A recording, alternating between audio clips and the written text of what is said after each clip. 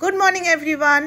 आज के 19th of May Sunday एखन बाजे सकाल 11टा और आज के ई सेंट्रल होटेल के आमादेर टाटा बलार पाला। आपातत लस एंजेलिसे आमादेर थाकार पाला शेष। आज के आमरा एखान थेके बेरिये 3 दिनेर जोन्नो लास वेगास जाबो। आमादेर फ्लाइटेर टिकिट बुक करा आछे, तो आमरा एयरपोर्टे जाबो। ओखान थेके एकटा 1.5 घंटार फ्लाइट, तारपर आमरा लास वेगास पौঁছে যাব। ওখানে আজ কাল আর পরশু এই 3 দিন থাকবো। 3 দিন পর আবার আমরা ফ্লাইটে করে লস অ্যাঞ্জেলেস ফিরে আসব। তবে তার আগে দুটো কাজ আছে। তার মধ্যে প্রথম কাজটা হলো এই গ্র্যামি মিউজিয়ামটা আজকে আমরা ঘুরে নেব, কারণ এরপর আর সুযোগ হবে না। এরপর যখন আমরা লস অ্যাঞ্জেলেস ফিরবো তখন আমরা একটা অন্য হোটেলে থাকবো। আর আমরা ডিসাইড করেছি এই এত ভারী ভারী লাগেজ নিয়ে আর লাস ভেগাস যাব না, তাই একটা ছোট ট্রলি নিয়ে নিয়েছি। আর বড় ট্রলিটা আজকে আমরা এয়ারপোর্ট যাওয়ার আগে ওই নতুন হোটেলটাতে ড্রপ করে দিয়ে তারপর যাব। তাই জন্য ঝটপট করে এই গ্র্যামি মিউজিয়ামটা আগে ঘুরে নিই। যেমন সব মিউজিয়ামেই কোনো না কোনো এন্ট্রি ফি থাকে, এই গ্র্যামি মিউজিয়ামের এন্ট্রি ফি হলো per head $18।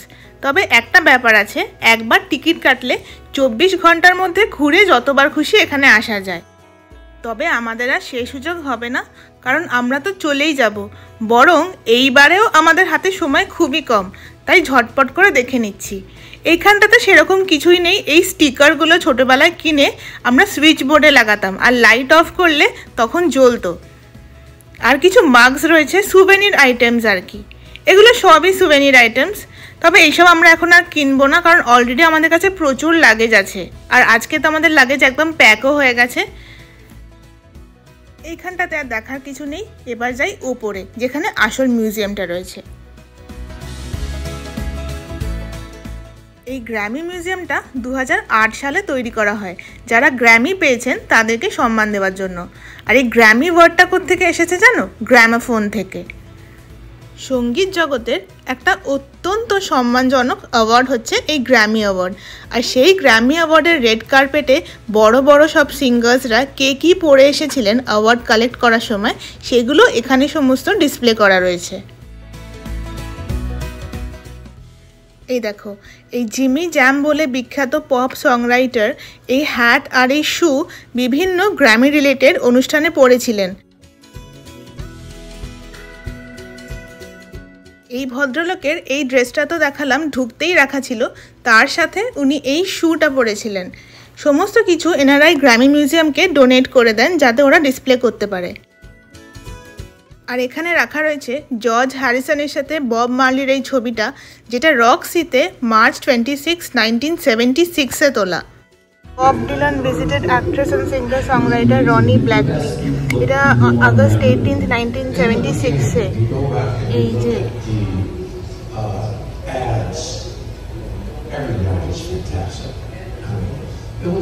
It's a 450-500 capacity, just perfect. It looks real inside. It doesn't look fake. It's just a rock club. And I don't mean that in a negative way, but that's why you want a rock club. Just don't get in the way.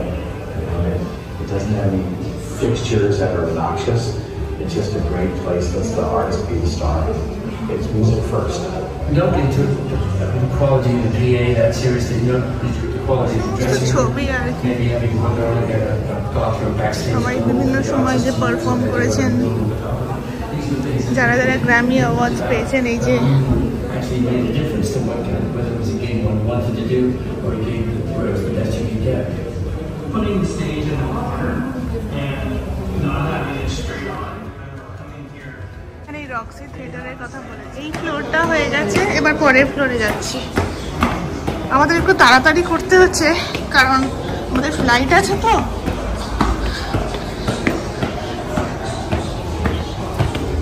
এই দেখো আমাদের hotel.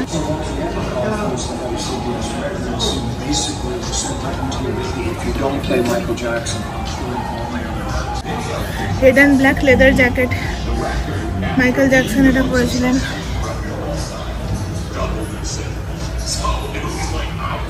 এগুলো সবই উনি পড়েছেন। National Academy of Recording Arts and Sciences presidency certificate, 1983-তে এইগুলো উনি পরেছিলেন। এইটার সাথে এই গ্লাভসটা পরেছিলেন, এইটার সাথে এইটা। আর এইখানটাতে রেকর্ডিংয়ের প্রসেসটা উইথ টাইম কিভাবে ইভলভ করেছে সেটাই দেখানো হয়েছে। 1877-এ অ্যাকুস্টিক রেকর্ডিং হতো, আর তারপর এখন এই দেখো টেপ রেকর্ডার রাখা রয়েছে প্যানাসনিকের। 1960s-এ এগুলো ইউজ করা হতো।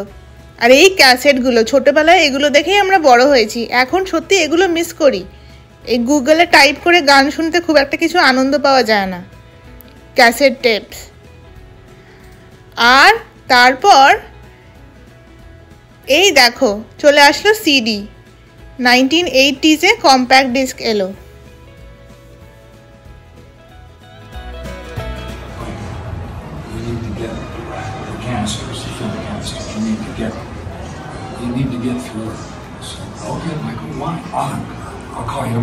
Lifetime Achievement Awards.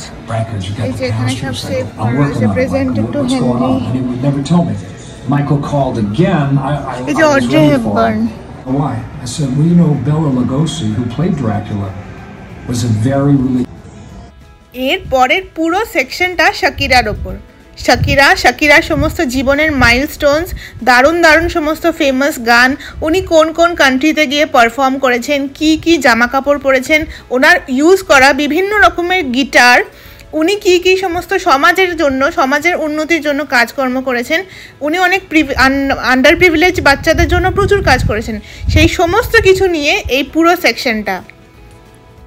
আর এরপর রাখা রয়েছে বিভিন্ন অনুষ্ঠানে পরা শাকিরার বিভিন্ন ড্রেস। আর এই জায়গাটা টিকটকারদের স্পেশাল, টিকটক ভিডিও বানাবার জন্য এরকম একটা স্টেজ করে দিয়েছে, সামনে লাইটের রিংও রাখা রয়েছে।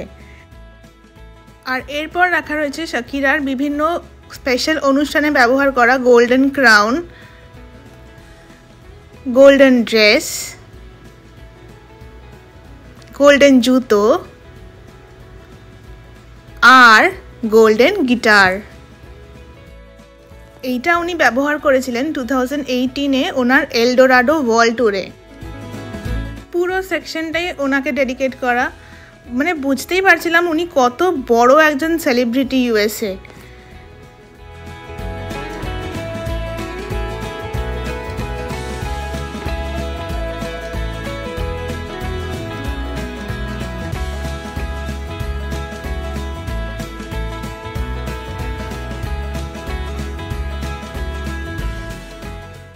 এই দেখো এখানে বলছে যে ওয়াকা ওয়াকা হলো 92 ইয়ার্সের সকার ওয়ার্ল্ড কাপের হিস্ট্রিতে বেস্ট অ্যানথেম। গানটা কিন্তু আমার ভীষণ প্রিয়। আর এই দেখো এখানে বলছে যে ওয়ার্ল্ড মিউজিকের ওপর ইন্ডিয়ান মিউজিকের একটা খুব বড় ইনফ্লুয়েন্স রয়েছে। আমরা যখন মায়ামিতে ক্রুজে করে মিলিয়নিয়ার্স রো দিয়ে যাচ্ছিলাম তখন কিন্তু আমরা শাকিরার বাড়িটাও দেখেছিলাম ওখানে। আর টাইম নেই, বেরিয়ে যাচ্ছি, চলো আর লেট করা যাবে না, অনেক দেরি হয়ে গেছে। এইবার তাড়াতাড়ি করে বেরিয়ে, একটা ফ্লোর বাকি রয়ে গেল, সেই ফ্লোরটা আর হলো না।